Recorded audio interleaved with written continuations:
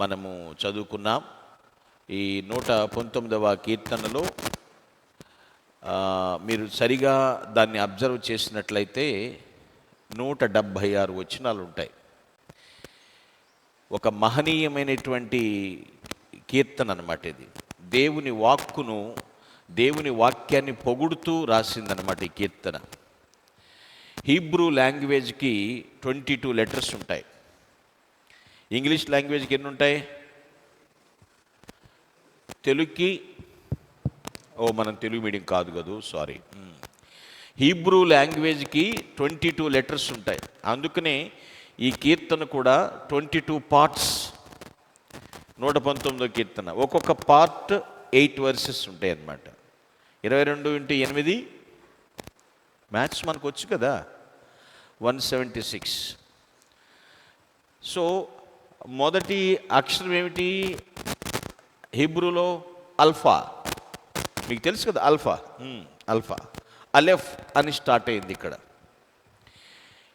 ఈ మాట ఇక్కడ మొదటి 2 వచనాలను బట్టి అక్కడ చూస్తే, ఎవరు దేవుని వాక్యమును గైకొంటారో వారికి ఆశీర్వాదాలు ఉన్నాయని చెప్తున్నాడు. మనుషుల్ని దీవించటం దేవునికి ఇష్టం అండి. అర్థమైందా? ఆశీర్వదించడానికి ఆయన ఎప్పుడు ఇష్టపడుతూ ఉంటాడు. అయితే ఆశీర్వాదం రావాలంటే దేవుని వాక్యమును వినుట్టే రాదు. విన్నంత మాత్రాన ఆశీర్వాదం రాదు. ప్రకటించినంత మాత్రాన ఆశీర్వాదం రాదు. పాటిస్తే ఆశీర్వాదం వస్తుంది. హల్లెలూయా. ఎవరు దేవుని వాక్యమును గైకొంటారో వారికి ఆశీర్వాదములు ఇక్కడ ఉన్నాయి. వాక్యమును నాతో ఉంచుకుంటే కాదు. అర్థమైందండి?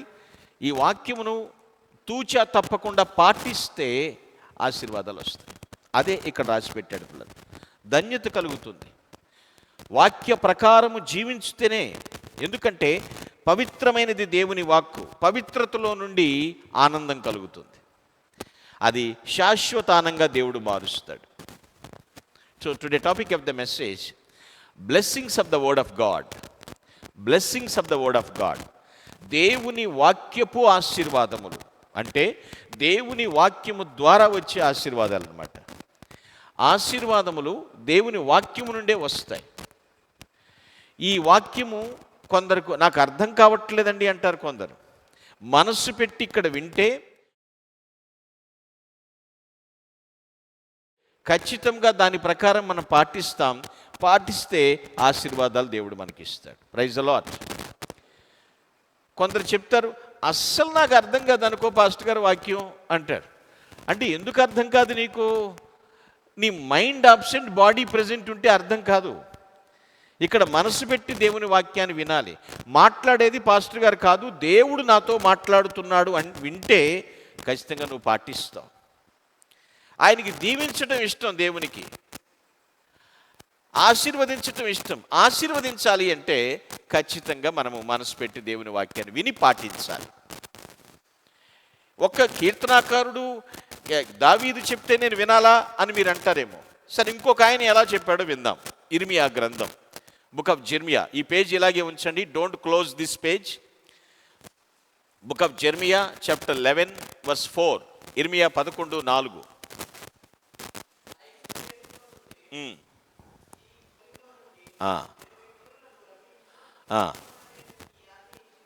ఏమని? యా,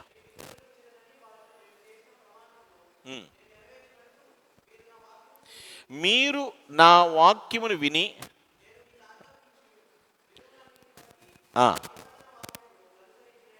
వాక్యమును అనుసరించిన ఎడల. పర్లేదు, రావట్లేదా? ఇక్కడ చూడండి, వాక్యమును వినటం మాత్రమే కాదు, అనుసరించిన ఎడల మీరు నాకు జనులయ్యుందురు, నేను మీకు దేవుడునై ఉంది. దేవుడు చెప్తున్నటువంటి మాట ఇది.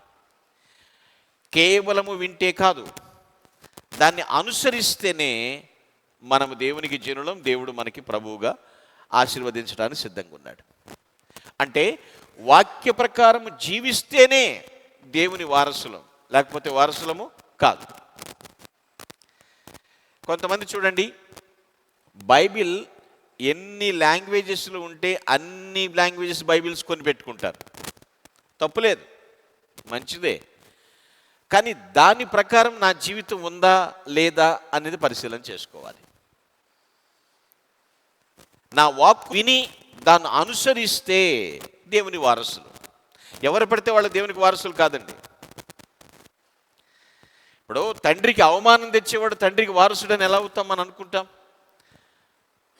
తండ్రి పేరు చెడగొడుతూ పిచ్చి పిచ్చి పనులు రక్తము చేత శుద్ధి చేస్తాడు ఆయన. ప్రైజ్ లార్డ్, హల్లెలూయా. చాలామంది అనుకుంటున్నారు ఇంకా టైం ఉందిలే, చూద్దాం, మారదాం, ఇప్పుడు ఎంజాయ్ చేసే లైఫ్ ఇది, ఎంటర్టైన్మెంట్ కావాలి, నాకు ఎక్స్కర్షన్ లాగా వచ్చా నేను, కాబట్టి కొన్నాళ్ళు వయసులో ఉన్నాను కాబట్టి కొంత గడపాలి, చెయ్యాలి అనుకుంటూ ఉంటారండి కొందరు. పాపాన్ని గుర్చిన శాస్త్రాన్ని అమర్త్యాలజీ అని కూడా పిలుస్తారు. అమర్త్యాలజీ. ఇంకే ఎన్ని రోజులు ఎన్ని సంవత్సరాలు ఇంకా తప్పులోనే ఉంటావు, కడుక్కోవా? సండే స్కూల్ పిల్లలకు ఒక స్టోరీ చెప్తూ ఉంటారు. ఒక నదీ ప్రవాహంలో ఒక డెడ్ బాడీ కొట్టుకెళ్తుంది, కళేబరం డెడ్ బాడీ. పైన ఆకాశంలో ఎగురుతున్న ఈగల్ గ్రద్ద ఆ డెడ్ బాడీని చూసింది, కళేబరాన్ని. ఆహా, భలే ఫుడ్ దొరికింది నాకు అనుకుని ఆ కళేబరం మీద వాలిపోయింది. వాలిపోయి పొడుచుకు తింటుంది, మంచి ఆహారం నాకు దొరికిందని. దానికి తెలుసు ఒక సంగతి ఏంటంటే, ఈ డెడ్ బాడీ ఇలా స్టేబుల్గా ఉండదు, ప్రవాహం కదా, కొట్టుకెళ్తూ ఉంటుంది. కొట్టుకెళ్ళి వాటర్ ఫాల్స్ లాగా, జలపాతం లాగా పైనుంచి కింద పడిపోద్ది. ఈ డెడ్ బాడీ పడిపోద్ది. ఇంకా చాలా దూరం ఉంది కదా వాటర్ ఫాల్ లాగా ఉండేది. ఈ ప్రయాణం అంతా కూడా తిందాం అనుకుని గ్రద్ద ఈగల్ పొడుచుకు తింటుంది. అక్కడికి వచ్చి నాకు ఎగిరిపోదాంలే అనుకుంది. కింద పడిపోయే సమయంలో బాగా తింటుంది, క్రింద పడిపోయే సమయం దాకా వచ్చేసింది ఆ డెడ్ బాడీ. ప్రవాహం కింద పడాలి, ఎగిరిపోదాం అనుకుంది. దాని కాళ్ళు ఆ కళేవరంలో కూరుకుపోయి ఉన్నాయి. ఆ డెడ్ బాడీలో ఈగల్ గ్రద్ద కాళ్ళు ఏమైనాయండి? కూరుకుపోయినాయి. ఎగరటానికి ప్రయత్నించింది, ఎగరలేక గ్రద్ద కూడా ఒక కళేబరం లాగా మారిపోయింది, ఒక డెడ్ బాడీ లాగా మారిపోయింది. ఈ రోజుల్లో చాలామంది అలాగున్నారు. మానేద్దాంలే, ఈ సంవత్సరం ఉండి మానేద్దాం. నిన్ను వదులుతుందా పాపం? ఎవని పాపము వానిని పట్టుకొనును. ఈ 6 ఏళ్ళు ఉన్న తర్వాత పాపం మానేద్దాం, అప్పుడు నేను వదలదు. నువ్వు కూరుకుపోయి ఉంటావు ఆల్రెడీ, అప్పటికి పీకల్లోతుంటావు, కాళ్ళు కాదు పీకల్లోతుంటావు. ఎలా ఎగురుతావు? ఎలా బయటికి రాగలుగుతావు? అన్నీ అనుకూలంగా ఉన్నప్పుడే పరిశుద్ధ జీవితం జీవించాలి. ఈరోజు నా మాటలు మీకు ఇబ్బందిగా అనిపించవచ్చు, బాధగా అనిపించవచ్చు. నీ నోటి తీరు మార్చుకో, నీ తలంపు భ్రష్ట తలంపులైతే మార్చుకో. అనవసరంగా ఎవరి మీద నిందలు వేయొద్దు, ఎవరిని బ్లేమ్ చేయొద్దు. ఇంకా నువ్వు తప్పుడు పనుల్లో ఉన్నావేమో, ఎగిరిపోతాలే అనుకుంటున్నావు, కూరుకుపోతున్నావు. జాగ్రత్త. నీ వాక్య ప్రకారం జీవిస్తే ఇట్ రిమూవ్స్ ద సిన్. అది పాపమును తొలగిస్తుంది, పాపమును తొలగిస్తుంది. ఇంకా ఉందలే ప్రవాహం, ఇంకా చేద్దాంలే, తర్వాత చూద్దాం, ఇప్పుడు నాది వయసులో ఉన్నాను కాబట్టి అనుభవించాలంటే కష్టమండి. నువ్వు ఎగరలేవు, ఇకప్పుడు నువ్వు కూడా కళేబరం అవ్వడం నాకు ఇష్టం లేదు. The word of God, it removes the sin. అది పాపమును తొలగిస్తుంది. Second thing, come to our text, Psalm 119 verse 6. నీ ఆజ్ఞలన్నిటిని నేను లక్ష్యము చేయునప్పుడు నాకు అవమానం కలగనేరదు. ఇక్కడ చూడండి, ఎప్పుడైతే నీ వాక్యాన్ని నేను లక్ష్య పెట్టానో నాకు అవమానం ఉండదు,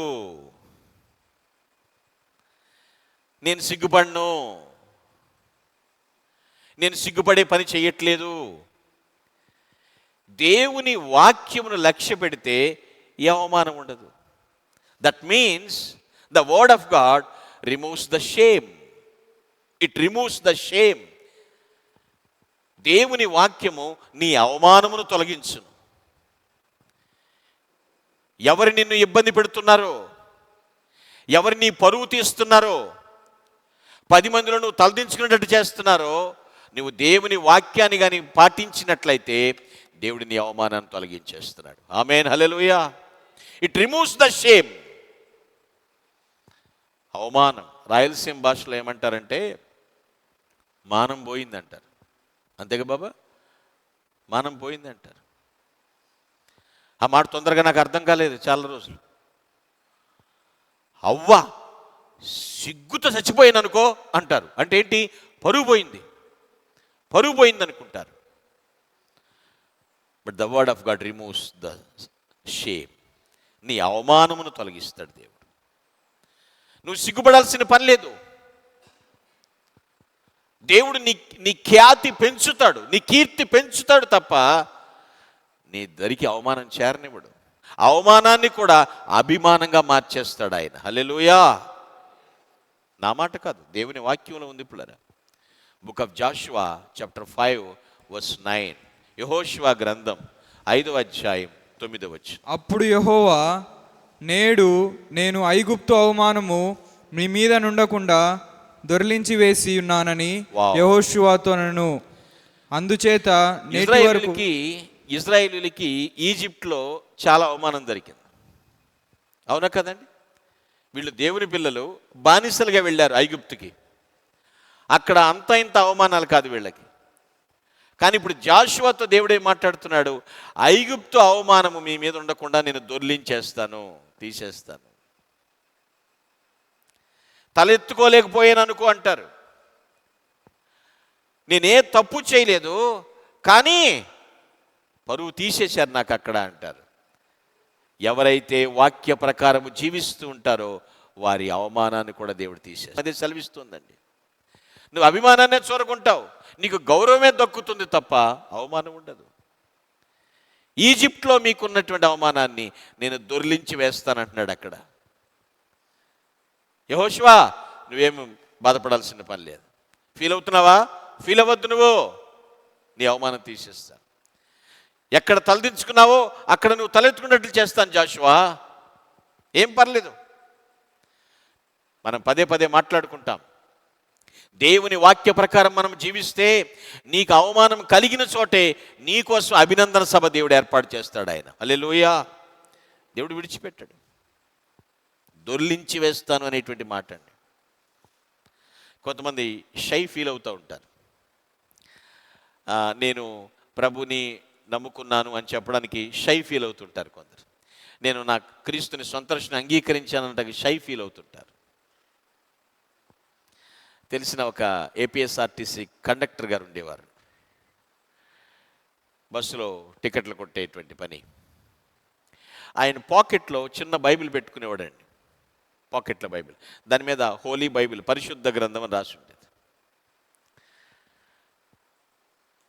ప్యాసింజర్స్ ఎక్కేటప్పుడు, దిగేటప్పుడు, టికెట్స్ కొట్టేటప్పుడు, చిల్లర తీసిచ్చేటప్పుడు ఇట్లా అనుకుంటూ ఉండేవాడు. ఇక్కడి నుంచి ఏం తీసేవాడు కాదు డబ్బులు. ఆయనకి ఉంటుంది కదండి, కండక్టర్ గారికి బ్యాగ్ ఉంటుంది కదా, అర్థమవుతుందండి. సిగ్గుపట్టలేదు ఎక్కడ. ఎందుకంటే నా ప్రభు వాక్యం నా హృదయాల దగ్గర ఉంది అని ఫీల్ అయ్యేవాడు ఆయన. అర్థమవుతుందండి. దేవుడు నీ అవమానాన్ని తీసేస్తాడు. ఎందుకు నువ్వు అవమానపరచబడతావు? ఆలోచించండి. మన అవమానాన్ని తొలగించేవాడు ఎలా? ఆయన వాక్యము ద్వారా. వాక్యమును గైకొంటే అవమానం తీసేస్తాడు. ఈయన ఒక బిళ్ళ పెడతాడు. ఇక్కడ పెడతారు కదండి మీరు, పెడతారు. సిగ్గుపడకూడదు. ఎందుకంటే సిగ్గుపడ్డాం. ప్రభువు నన్ను రక్షించాడు, నన్ను బతికించాడు, నన్ను బాగు చేశాడు, నాకు మరో జన్మిచ్చాడు, నా అవమానాన్ని కొట్టేశాడు, నా గౌరవాన్ని ఇచ్చాడు. ఆయన వాక్యం తప్పులేదు. It removes the shame. అవమానం కొట్టేస్తాడు. అలా అనుకుంటే యేసు ప్రభు వారు ఎన్నిసార్లు మరి అవమానపరచబడినట్టు అయ్యింది పరిస్థితి సిలువలో. అవునా కదండి? గడ్డం పెరికారు, పిడిగుద్దులు గుద్దారు, ముళ్ళ కిరీటం పస్సును గుచ్చారు, కాండ్రించి ఉమ్మి ఊశారు, బట్టలు లాగేశారు. బాధపడలేదు.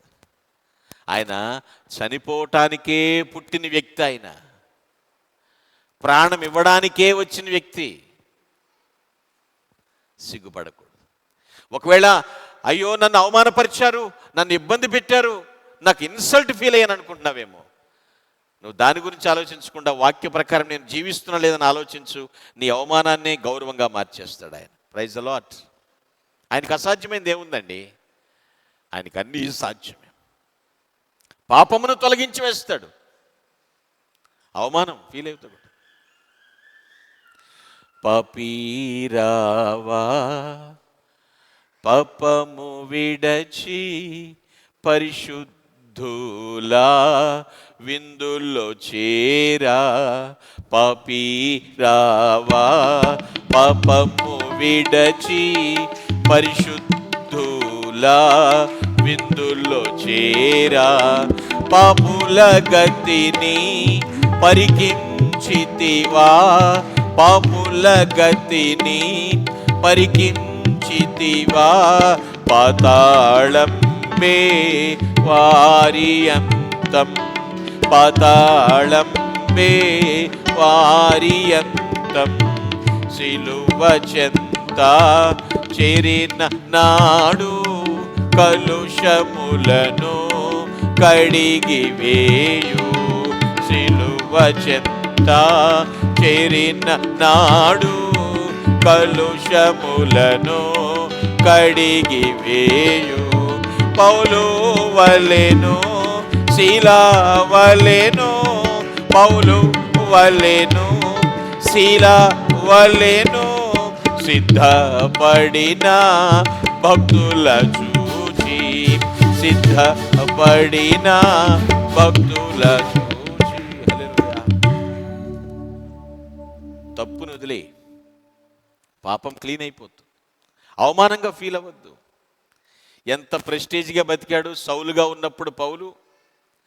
మరి పౌలుగా మారినాక ఎన్ని అవమానాలు ఆయనకి. కుక్కను కొట్టినట్టు కొట్టారు పౌలుని. చచ్చిన కుక్కని తాడు కట్టి ఊరి చివర పడేసినట్లుగా పౌలుని ఈడ్చుకుంటూ వెళ్ళి పడేశారు. ఎప్పుడుకో స్పృహ వస్తే మళ్ళీ దులుపుకుని వచ్చి అదే ఊళ్ళో మళ్ళీ వాక్యం చెప్పేవాడు. అవమానాన్ని కూడా ఆనందంగా భావించాడు. దేవుని వాక్యమును పాటించు వారికి నీ అవమానాన్ని దేవుడు తొలగిస్తానని ప్రామిస్ చేశాడు ఆయన. హల్లెలూయా. థర్డ్లీ అండ్ ఫైనల్లీ, మూడో విషయాన్ని చూద్దాం. Come to our text, Psalm 119 verses 7th and 8th verses, 7-8 వచనాలు. నీతిగల నీ న్యాయ విధులను నేను నేర్చుకున్నప్పుడు యథార్థ హృదయంతో నీ కృతజ్ఞతాస్తుతులు చెల్లించెదను. నీ కట్టలను నేను గైకొందును, నన్ను బొత్తిగా విడనాడకము. అయ్యో నన్ను బొత్తిగా విడిచిపెట్టొద్దు అయ్యో అంటున్నాడు. నన్ను బొత్తిగా విడనాడకము. నీతిగల నీ న్యాయ విధులు నేను నేర్చుకుంటూ ఉన్నాను.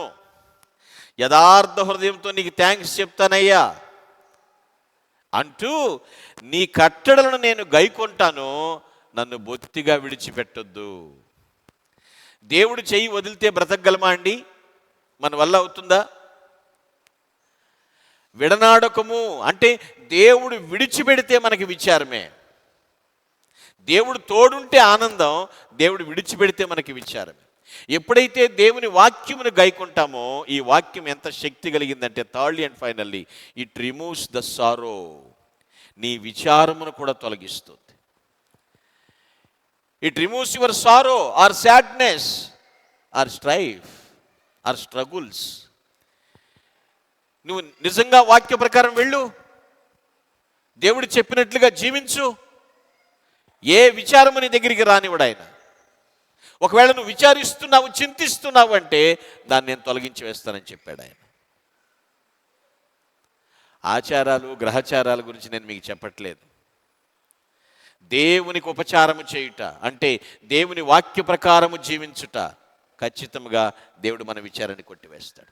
యథార్థత రావాలి అంటే దుర్మార్గం పోవాలి, నీచత్వం పోవాలి, సన్మార్గం రావాలి. ఇప్పుడు ఆలోచించండి. నీచత్వం దుర్మార్గం అంటే పరిశుద్ధ దేవుని దృష్టిలో ఘోరం, నేరం. అది ఉండకూడదు. ఎలా పోతుంది? దేవుని వాక్యము ద్వారానే పోతుంది. దేవుడు నీ విచారాన్ని కొట్టివేస్తానని మాటిస్తున్నాడు. ఎవరైతే నా వాక్యమునికి విలువిస్తారో, విలువిచ్చి దానికి విధేయత చూపిస్తారో వాళ్ళు విచారాన్ని కొట్టివేస్తారు. నేను అనలేదండి, వాక్యంలో ఉంది బైబిల్లో. జెర్మియా 31:13. ఇర్మియా గ్రంథం 31:13 చదువుకుందాం. జెర్మియా 31:13. వారి దుఃఖమునకు ప్రతిగా సంతోషమిచ్చి వారిని ఆదరించదను. విచారం కొట్టివేసి నేను వారికి ఆనందం కలుగజేతును గనుక కన్యకలను, యవనులను, వృద్ధులను కూడి నాట్యమందు సంతోషించెదరు. ఆ విచారాన్ని కొట్టేసినప్పుడు వయసు తేడా లేకుండా నాట్యమట. అర్థమైందండి? ఆయన అంటున్నాడు, దుఃఖమునకు ప్రతిగా ఆనందాన్ని ఇస్తాను, విచారాన్ని కొట్టివేసి నేను దాని స్థానంలో ఆనందం ఇస్తానని చెప్తున్నాడు ఆయన. విజయాన్ని ఇచ్చే దేవుడండి ఆయన. విచారాలు కొట్టివేయటం ఎవరి వల్ల కాదండోయ్. ఒక నోట్ల కట్ట నీ ముందేసేస్తే నీ బాధ పోదు. నీ మనసులో ఉన్న ఆవేదన తీసివేసే మహోన్నతుడైనటువంటి దేవుడు ఆయన. హల్లెలూయా.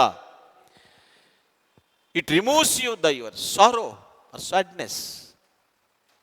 విచారం కొట్టివేయబడటం. మనిషికండి ఎంత ఉన్నా విచారాలకు ఏమీ తక్కువ లేదు. అన్నీ ఉన్నా ఏదో ఒక విచారం కలిగిస్తూ చింత ఉంటుంది. విధవరాలు ఇంట్లో కొంచెం పిండి మాత్రమే ఉందన్న విచారం. ఏలియా అడిగితే, అయ్యా పిండి కొద్దిగానే ఉంది. కానా పెళ్లిలో ద్రాక్షారసం అయిపోయిందని విచారం. దేవుడు తీర్చాడా లేదండి? తీర్చాడు. హాగరు పిల్లవాడిని ఎత్తుకుని అరణ్యంలో పడి ఏడుస్తూ పిల్లవాడు ఏడ్చినప్పుడు నీళ్లు ఇవ్వలేక నీళ్ళు ఎక్కడున్నాయన్న విచారం. దేవుడు నీ విచారాన్ని కొట్టివేస్తున్నాడు. ఆమెన్. హల్లెలూయా. It removes the sorrow. వాక్యమును గైకుంటే వాక్యం కొట్టివేస్తాడు. మనము వాక్య ప్రకారం జీవిస్తున్నామా? ఇంకా విచారం. మీరు సరిగా ఇర్మియా గ్రంథం చదువుకోండి. 31వ అధ్యాయంలో, నేను పీపీటీలో పెట్టలేదు కానీ 3వ వచనంలోనేమో ప్రేమ చెప్తాడు, 13వ వచనంలో ఆనందం చెప్తాడు, 23వ వచనంలో ఆశీర్వాదం చెప్తాడు. 10 వచనాలకి ఎలా మాట్లాడాడు చూడండి. 3వ వచనంలోనేమో శాశ్వతమైన ప్రేమతో నేను ప్రేమిస్తానంటాడు. 13వ వచనం మనం చదువుకున్నదేమో విచారాన్ని కొట్టేసి దుఃఖానికి ప్రతిగా ఆనందం అంటాడు. 23వ వచ్చినప్పటికి ఆశీర్వాదం గురించి మాట్లాడతాడు. విచారం కొట్టివేస్తాడు. It removes the sin. ఇంకా నీవు విచారిస్తున్నావేమో. వాక్యమును పాటిస్తే చాలా గొప్పదండి. కొంతమంది వింటారు, గొప్పదే. వాక్యమును వినటం మాత్రం కాదండి, వినుట, చదువుట, పరిశీలించుట, వ్రాయుట, కంఠస్థం చేయుట, ధ్యానం చేయుట. అప్పుడే కదా మనం జీవితంలో చూపించేది. వినాలి, చదవటం లేక రాయాలి, పరిశీలించాలి, వాక్యమును కంఠస్థం చేయాలి, ధ్యానం చేయాలి. అప్పుడు మనం తూచా తప్పకుండా దానిలో నడుస్తాం. అప్పుడు ఈ బ్లెస్సింగ్స్ వస్తాయి. నేను ముగింపులోకి వస్తున్నాను పిల్లరా. Today topic of the message, blessings of the word of God. దేవుని వాక్యపు ఆశీర్వాదములు. 3 ఆశీర్వాదాలు మీతో నేను షేర్ చేసుకున్నాను. First of all, it removes the sin. వాక్యము నీ పాపమును తొలగిస్తుంది. Secondly, it removes the shame. నీ అవమానాన్ని వాక్యం తొలగిస్తుంది. నీ వాక్య ప్రకారం జీవించు. Thirdly and finally, it removes the sorrow. నీ విచారాన్ని కూడా దేవుడు తీసివేస్తాడు. వాక్య ప్రకారం జీవించు. కష్టమైన, నష్టమైన, బంధువుల మధ్య ఉన్న, స్నేహితుల మధ్య ఉన్న, స్వజనుల మధ్య ఉన్న, ఎక్కడున్నప్పటికీ కూడా వాక్యానుసారంగా బ్రతుకు. నువ్వు ఏం చెప్తుందో విను, మనసు పెట్టి విను, ఆ ప్రకారం జీవిస్తావు. Conclusion, book of revelation chapter 22:7. Revelation, ప్రకటన గ్రంథం 22:7 చదువు. ఇదిగో నేను త్వరగా వచ్చుచున్నాను, ఈ గ్రంథంలోని ప్రవచన వాక్యమును గైకొనువాడు ధన్యుడు. చూసారండి, విన్నవాడు ధన్యుడు అనలా, చదివినవాడు ధన్యుడు అనలా. అర్థమైందండి? గైకొనువాడు ధన్యుడు. Keep it up. గై కనుపరాదు. ఇదిగో త్వరగా వస్తున్నాను. నేను పుట్టకముందు నుంచి అలాగే మాట వినబడుతుంది. నేను పుట్టకముందు నుంచి అలాగే చెప్తున్నాడు దేవుడు. ఇదిగో నేను త్వరగా వస్తున్నాను. అలాగే మీకు కూడా అనిపించవచ్చు. మరి ఆలస్యం ఎందుకు? అందరూ అంతటా మారు మనసు పొందాలని, అంతటికీ సువార్త వెళ్ళాలని ఆలస్యం చేస్తున్నాడు. దేవుడు ఎప్పుడు కూడా నిందపడడండి. ఎందుకు నిందపడడో తెలుసా? రేపటి రోజున ఎవరన్నా అడగొచ్చు, నా దగ్గరికి సువార్త వచ్చిందా, వస్తే నేను వినేవాడినేమో, వింటే రక్షించబడేవాడినేమో, నాకు దగ్గరికి సువార్త రాలేదని ఏ ఒక్కరు అనకూడదని దేవుడు తన రాకడ ఆలస్యం చేస్తున్నాడు. నువ్వు మారకపో, వాక్యం మాత్రం నీ దగ్గరికి వచ్చిందా లేదా దేవుడు చూస్తున్నాడు. పాత జీవితం మార్చుకుంటావు లేదా అది నీ ఇష్టం.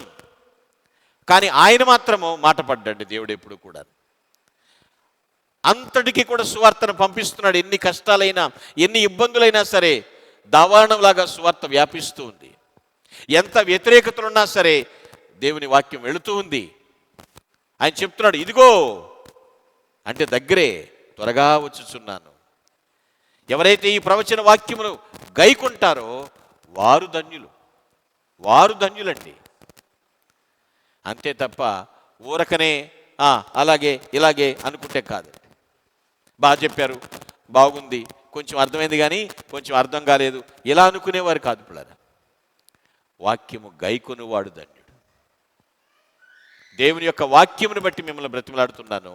ఎప్పటికప్పుడు ఈరోజు చెప్పిన వాక్యం ప్రకారం నేనున్నానా లేదా, మరలా వాక్యం వినేంత వరకు అది నా జీవితంలో పనిచేస్తుందా లేదా అనేది ఆలోచన చేసుకో.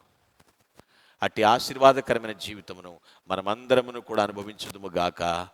ఆమేన్. ప్లీజ్ అలా క్లోజ్ యువర్ ఐస్. అందరూ తల వంచండి, కళ్ళు మూసుకునండి, ప్రార్థన చేద్దాం.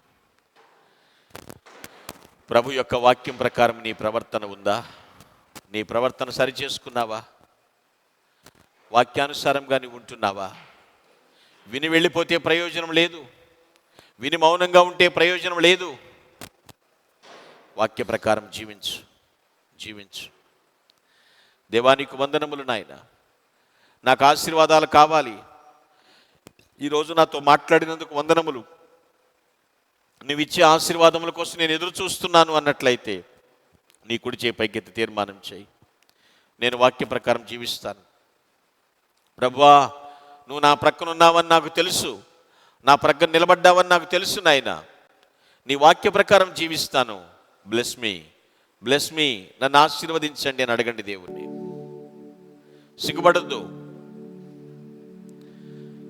Thank you my dear brothers and sisters. మీ చేతులు దించండి, మీకోసం ప్రార్థిస్తాను. ప్రేమ కలిగిన తండ్రి, నీకు వందనములు. నీవెంతైనా నమ్మదగిన దేవుడు నాయన, మాకు చాలిన దేవుడు. నీ వాక్యమును బట్టి పాపమును, అవమానమును, విచారమును తొలగిస్తానని మాట ఇచ్చావు తండ్రి. నీ మాటకు విలువిస్తాం, విధేయత చూపిస్తామని అందరూ తీర్మానించుకున్నారు. దయచేసి వారి తీర్మానములు స్థిరపరచండి, వారి స్తుతులు స్వీకరించండి, వారిని ప్రత్యేకంగా ఆశీర్వదించమని ప్రభువైన క్రీస్తు నామమున ప్రార్థించి స్తుతిస్తున్నాను తండ్రి. ఆమేన్. డియర్ చర్చ్, అందరూ అలాగే తలల వంచి కళ్ళు మూసుకుని ప్రభు యొక్క శిలువ ధ్యానంలో గడపండి. ఆయన శిలువ మరణ పునరుద్ధానములు స్మరణకు తెచ్చుకుందాం, జీవితంలో సరిచేసుకుందాం. ప్రార్థనాపూర్వకంగా ఉందామా? దేవానికి వందనములు, నీకు స్తోత్రములు తండ్రి. చెక్ చేసుకో ఒకసారి. ఆయన బలను సమీపించేటప్పుడు జాగ్రత్తగా ఉండు. నీ నోరు ఎక్కడైనా పాడైందా? నీ చూపులు ఎక్కడైనా పాడైనవా? సరిచేసుకో. క్షమాపణ అడుగు దేవుణ్ణి. తలంపులు భ్రష్టు పట్టినవా? శుద్ధీకరణ అవసరం. నడత చెడిపోయిందా? దిద్దుకో, సరిచేసుకో. అంతే తప్ప అయోగ్యంగా, అసమాధానంగా ఆయన బలలో చేయవేయాలని ట్రై చేస్తే దేవుని దృష్టిలో అపరాధివి అవుతావు, అనారోగ్యం పాలవుతావు, ఆయుష్ తక్కువ అవుతుందని వాక్యం హెచ్చరిస్తోంది. ప్రార్థనాపూర్వకంగా ఉందామా? ఎవరు అటు ఇటు చూడొద్దు, సిలువ ధ్యానంలో గడపండి.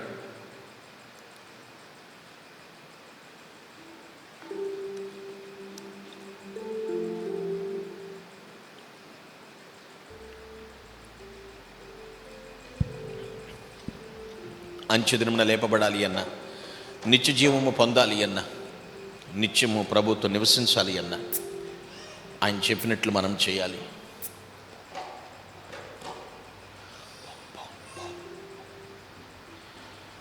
ప్రేమ కలిగిన తండ్రి, నీకు వందనములు. నీ దేహము నాగలి చల్లవలే దున్నబడింది మా కోసమే. మీరు సిలువలో పొందిన దెబ్బలను బట్టి మాకు స్వస్థత కలుగుచున్నది నాయన. ఈ రొట్టెను మీ